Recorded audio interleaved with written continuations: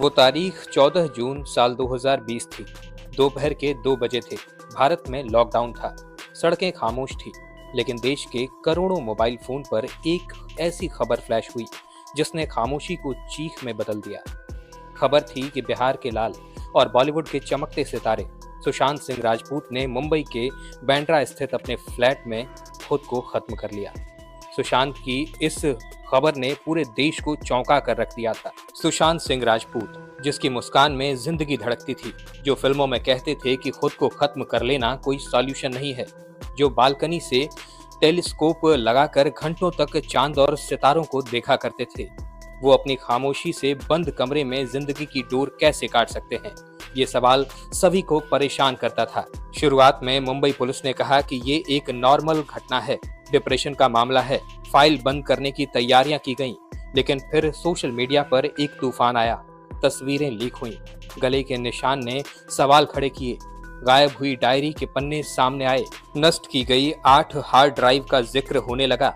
देखते ही देखते एक संदिग्ध संदीप सिंह का चेहरा सामने आ गया था। लेकिन आज कई सालों बाद हम भावनाओं से हटकर एक बार फिर से सबूतों की फाइल को खोलते हैं।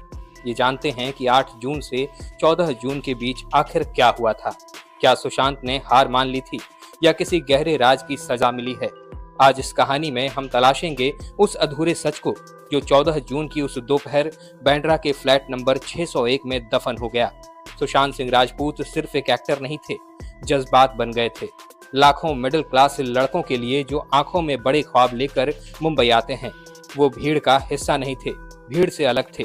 पटना की तंग गलियों से निकलकर दिल्ली कॉलेज ऑफ इंजीनियरिंग में 7वीं रैंक लाना कोई मामूली बात नहीं होती थी। वो फिजिक्स ओलंपियाड के विनर थे, लेकिन सवाल कि आखिर उन्होंने इंजीनियरिंग क्यों छोड़ी? क्योंकि उन्हें किताबों से ज्यादा कैमरे से प्यार था। जब उन्होंने टीवी छोड़ा तो लोगों ने कहा करियर खत्म, लेकिन कायपोचे फिल्म ने सबको गलत साबित कर दिया।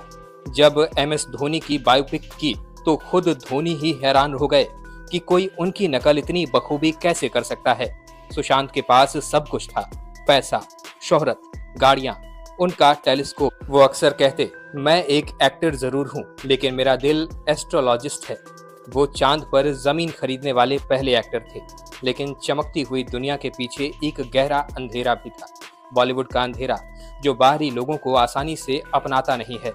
सुशांत को शायद ये एहसास कराया जा रहा था कि वो आउटसाइडर हैं, यहाँ के नहीं हैं। सुशांत के जाने के बाद जो शब्द सबसे ज्यादा गूंजे वो थे नेपोटिज्म। फैंस ने पुराने वीडियोस निकालने शुरू कर दिए। कैसे हाई-फाई अवार्ड में सुशांत का सरेआम मजाक उड़ाया गया, कैसे बड़े प्रोड्यूसर्स ने अपनी फिल्मों से बाहर किया। साल 2019 और 20 के बीच सुशांत के हाथ से करीब 7 बड़ी फिल्में निकल गईं। मीडिया में उनके खिलाफ आर्टिकल्स लिखे जा रहे थे, ब्लाइंड आइटम्स लिखे जा रहे थे।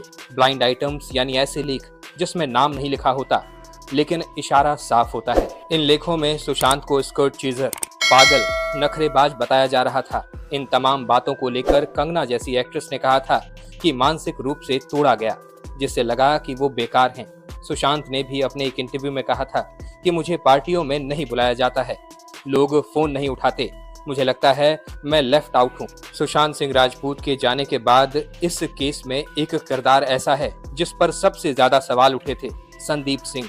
सुशांत के जाने की खबर मिलते ही ये शख्स सबसे पहले घर पहुंचा। एम्बुलेंस बुलाने से लेकर पुलिस से बात करने तक, कपूर हॉस्पिटल में सुशांत को ले जाने तक संदीप हर जगह था। उसने मीडिया में खुद को सुशांत का दोस्त बताया, लेकिन सच कुछ और था। सुशांत के परिवार ने साफ कहा कि ये संदीप सिंह को जानते तक नहीं। सुशांत की कॉल डिटेल्स निकाली गई तो पता चला कि पिछले 1 साल में सुशांत ने संदीप को एक बार भी फोन नहीं किया था। सवाल उठा कि फिर अचानक संदीप उस दिन इतना एक्टिव कैसे था। हैरानी की बात ये थी कि 14 और 15 जून को संदीप ने एम्बुलेंस के ड्राइवर से कई बार बात की थी। एक वीडियो वायरल हुआ जिसमें संदीप सिंह पुलिस वालों को थम्स अप कर रहा था और सुशांत को ले जा रहे थे। बहुत सारे सवाल उठे। CBI जांच के बाद संदीप सिंह अचानक गायब हो गया। ये सवाल आज भी अनसॉल्व्ड है कि उसका आखिर असली रोल क्या था। इस केस की सबसे बड़ी पहेली 14 जून नहीं बल्कि 8 जून है। सुशांत के जाने से 6 दिन पहले वो तारीख जब सुशांत की गर्लफ्रेंड उनका घर छोड़कर गई थी। लेकिन जाने से पहले क्या हुआ था? सुशांत के फ्लैटमेट सिद्धार्थ पटानी ने CBI को एक चौंकाने वाला बयान दिया था। कि 8 जून को सुशांत के घर पर एक आईटी प्रोफेशनल को बुलाया गया।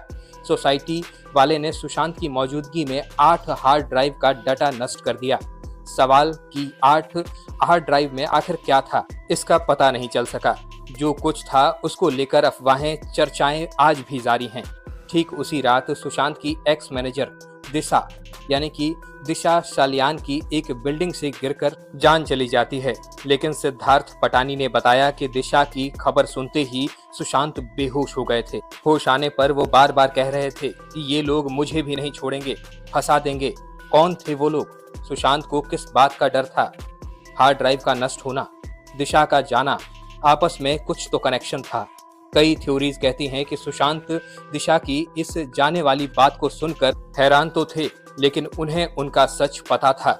प्रेस कॉन्फ्रेंस करने वाले थे शायद, इसीलिए उन्हें भी चुप करा दिया गया। अब आते हैं उस रात पर। आखिर 13 जून की रात सुशांत के साथ क्या हुआ था? सुशांत के पड़ोसी ने एक चैनल को दिए इंटरव्यू में एक अजीब बात बताई थी। कहा कि सुशांत के घर की लाइटें अक्सर देर रात तक जलती थीं।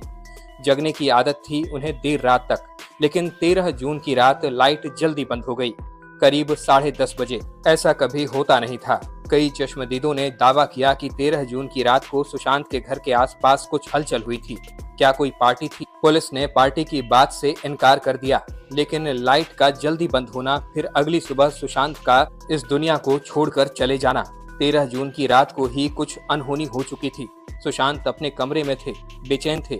रात के करीब 1:47 पर सुशांत के जाने से कुछ घंटे पहले एक नंबर डायल किया गया था। ये नंबर उनके दोस्त और एक्टर महेश शेट्टी का था। महेश, जिन्हें सुशांत अपना भाई मानते थे, लेकिन किस्मत खराब देखिए, महेश सो रहे थे, फोन नहीं उठाया। सुशांत ने फिर एक कॉल किया, वो भी फोन नहीं उठाया।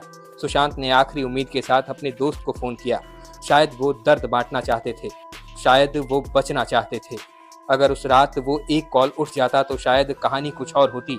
अगली सुबह जब महेश ने कॉल देखा तो कॉल बैक किया, तब तक बहुत देर हो चुकी थी। 14 जून की सुबह 6:30 बजे कहा जाता था कि सुशांत उठे। 9 बजे अनार का जूस पिया, 9:30 बजे कमरे में गए, दरवाजा लॉक किया, दरवाजा नहीं खुला तो घबराहट हुई।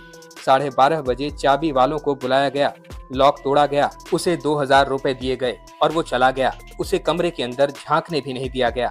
जब सिद्धार्थ कमरे में गए तो पंखे पर कुछ लटका हुआ दिखा। लेकिन सबसे बड़ा सवाल है कि पुलिस के आने तक का इंतजार क्यों नहीं किया गया?